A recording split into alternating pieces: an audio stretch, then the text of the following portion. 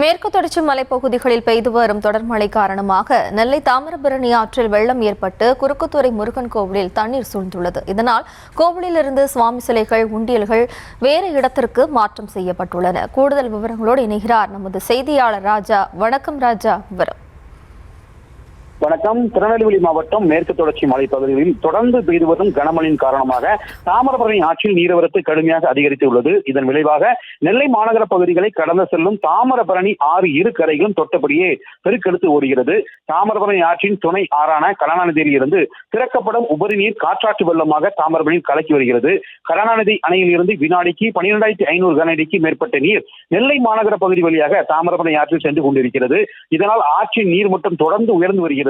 இதனிடையே தாமிரபரணி ஆற்றின் நடுவில் அமைந்துள்ள குறுக்குத்துறை சுப்பிரமணிய சுவாமி திருக்கோவிலை சுற்றி வெள்ள நீர் சூழ்ந்துள்ளதால் முன்னெச்சரிக்கை நடவடிக்கையாக கோவிலில் உள்ள சுவாமி விக்கிரகங்களை மேல் கோவிலுக்கு மாற்றம் செய்யும் பணியில் ஊழியர்கள் ஈடுபட்டு வருகின்றனர். காற்றின் கரையோர பகுதியில் வசிக்கும் மக்களுக்கு மாவட்ட நிர்வாகம் எச்சரிக்கை விடுத்திருக்கிறது.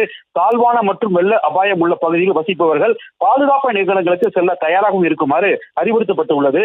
மேலும் பொதுமக்கள் ஆற்றில் இறங்கவோ வெள்ளப்பெருக்கை காணும் பொருட்டு கரையோரங்களில் கூடவோ வேண்டாம் என கேட்டுக் கொள்ளப்படுகிறது.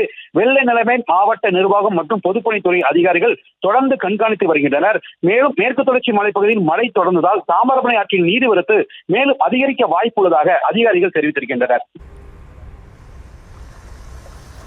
விவரங்களுக்கு நன்றி ராஜா.